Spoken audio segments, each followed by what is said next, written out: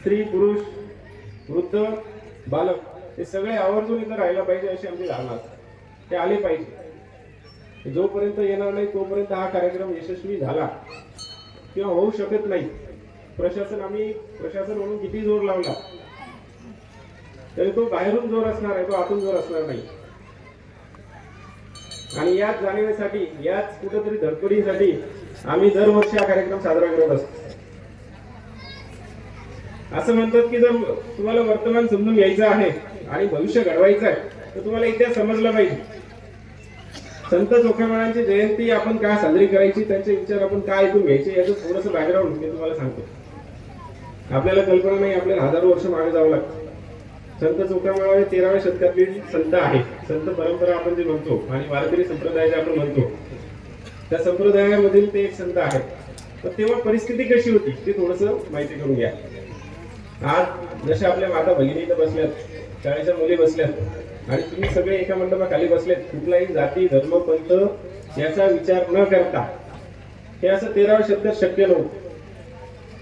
त्या काळात तुम्हाला कल्पना असेल, तुम्ही वाचलं असेल, मालिकात बघितलं असेल, कुठेतरी पिक्चर मध्ये पाहिलं असेल, समाज विभागलेला होता, धर्मामध्ये विभागलेला होता, पंथामध्ये विभागलेला होता, जातीमध्ये विभागलेला होता. आणि जे सामाजिक बंधन होते ते प्रचंड ताकद होती. मग याच्यामध्ये सगळ्यात वरती आपण ब्राह्मण असायचे, त्याच्यानंतर क्षत्रिय, त्याच्यानंतर वैश्य आणि त्याच्यानंतर शूद्र. आणि जो आपण दलित समाज म्हणतो, या समाजातील मंडळींना त्या काळात मंदिरात जायचा अधिकार नव्हता, पूजा करायचा अधिकार नव्हता, देवाची भक्ती करायचा अधिकार नव्हता. आपण संत चोखामेळ्याला एक विद्रोही संत म्हणतो, बंडखोर संत म्हणतो. याचं कारण असं की त्यांनी आयुष्यभरात विठ्ठलाच्या मंदिरात पाय ठेवला नाही कधीच, किंवा त्या काळाच्या समाजाने त्यांना ठेवू दिला नाही. तरी पण असं म्हणतात की विठ्ठलाला स्वतः त्यांच्या घरी यावं लागलं, त्यांच्या मुलाचा जन्म विठ्ठलाला करावा लागला. मग हे त्यांनी त्यांच्या भक्तीच्या जोरावर केलं. ते गेले नाही मंदिरात, भगवंत त्यांच्यापर्यंत आला. एवढी त्यांची निष्ठुर भक्ती होती, एवढी त्यांची प्रचंड भक्ती होती. एका घरामध्ये 5 संत परंपरा पुढे नेणारे हे एकमेव महाराष्ट्रातलं उदाहरण सापडतं तुम्हाला. त्याच्यामध्ये संत चोखामेळा, त्यांची पत्नी संत सोयरा, त्यांचे मेहुणे संत बंका, त्यांचा मुलगा संत कर्ममेळा. एका घरामध्ये 5 लोक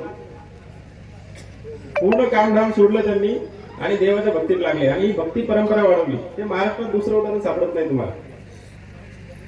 त्या काळामध्ये मुलींना, स्त्रियांना मंदिरात जायचा अधिकार नव्हता, शिक्षणाचा अधिकार नव्हता. आपल्याला संत ज्ञानेश्वर आठवतात. ज्ञानेश्वरांच्या मुक्ताईबाई जी आहे बहीण त्यांची, त्याच्या ताटीच्या मुली आपल्याला आठवतात.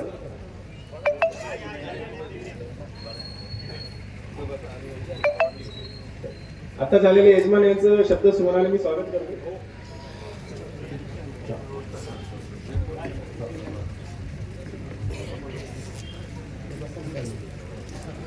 तुम्ही पण चालले का?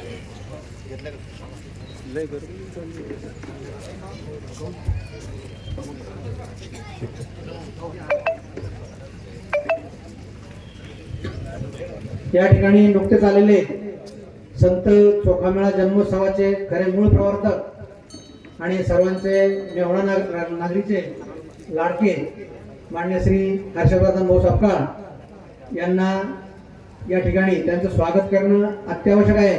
मी आपल्या गावच्या सरपंच सौ मंदाताई बोंद्रे व विष्णू बोंद्रे यांना सपत्नीक विनंती करतो की त्यांनी पुष्पगुच्छ देऊन दादांचं स्वागत करावं.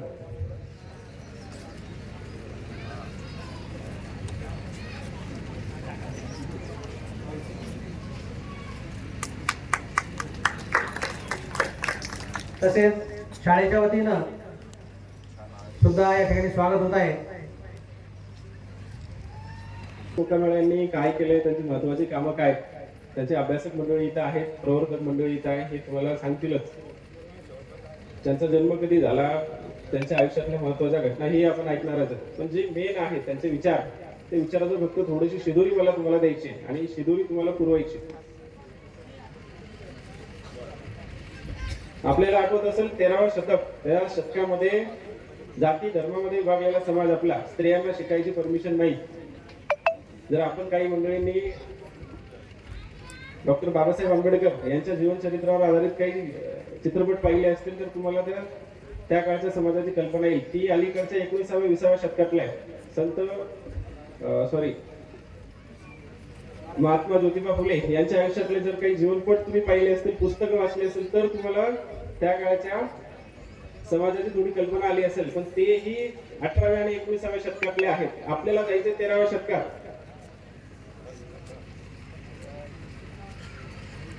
तर 13व्या शतकात काय झालं, बरीच आपल्याकडे मुस्लिम आक्रमण झालेली होती. स्त्रियावर खूप सारी बंधनं आपल्याकडे होती.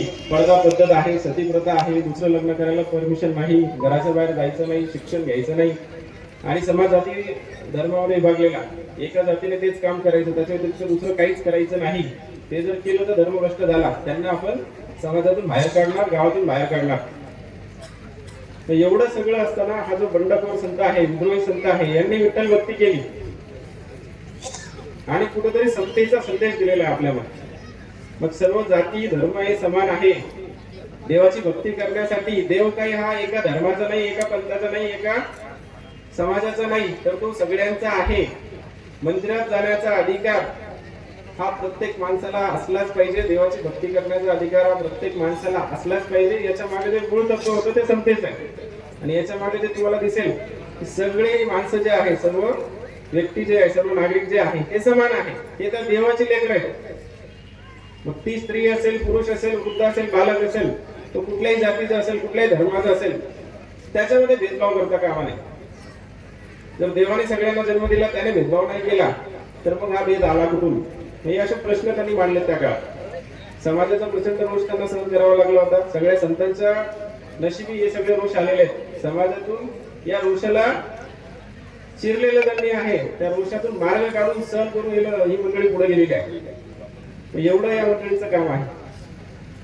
ही संत चोखामेळ्याची जन्मभूमी आहे. कर्मभूमी मंगळवेढा म्हणून त्यांचं सोलापूर मधलं गाव आहे. त्या ठिकाणी त्यांचं मुख्य आयुष्य गेलेलं आहे आणि त्या ठिकाणी त्यांनी आपली कामं केलेत. आज आपल्याकडे पुण्यातले काही मंडळी आहेत जे त्यांच्या आयुष्यावर संशोधन करतात, त्यांच्यासाठी त्यांच्या विचारांना पसरवतात. आज आपल्याकडे अभ्यासक पण बसलेत. अलीकडं संत चोखामेळा यांच्यावर बरेच म्हणजे संशोधनही सुरू झाले आणि इंटरेस्टही खूप लोकांना सुरू झाले. मला तरी मुख्यतः वाटतं की आपण आपले जे संत आहे यांचे विचार मागवायला पाहिजे. आणि यांचा विचाराचा जर गाभा असेल तर तो आहे समता, न्याय, बंधुता. सगळे व्यक्ती समान आहे. जाती धर्म हे जी बंधनं आहेत ती बाजूला ठेवायचे. कुणावरही अन्याय झाला नाही पाहिजे. उच्च नीच हे जे काही चाललेलं आहे मध्ययुगापासून, हे सगळं थांबलं पाहिजे. माझी सगळ्यांना हीच अपेक्षा आहे, हेच मागणं आहे. आज जो कार्यक्रम आपण साजरा केला तो कार्यक्रम यासाठी आहे की आपण समतेचा संदेश घेऊन जावा, आपण न्यायाचा संदेश घेऊन जावा घरी. आपल्या मुलींना, माता भगिनींना जास्तीत जास्त शिकवा, त्यांना संधी द्या. आपले जे दलित बांधव आहे या बांधवांना संधी द्या, त्यांना पुढे आणा. आणि आपलं जे गाव आहे, समाज आहे, हा एक संघ कसा राहील, एका आवाजात कसं सगळं बाहेर पडेल. ज्या दिवशी या कार्यक्रमाचं आयोजन गाव करणार आणि प्रशासन फक्त हात बांधून पाहणार, त्या दिवशी मला वाटतं तुमच्या गावाने हे जे संत चोखामेळ्याची जयंती साजरी आपण करतोय ते खऱ्या अर्थाने यशस्वी करून आपण दाखवायला आणि ते यशस्वी होईल अशी माझी अपेक्षा. एवढं बोलून थांबतो. धन्यवाद. धन्यवाद साहेब. साहेबांनी प्रास्ताविकामधून अतिशय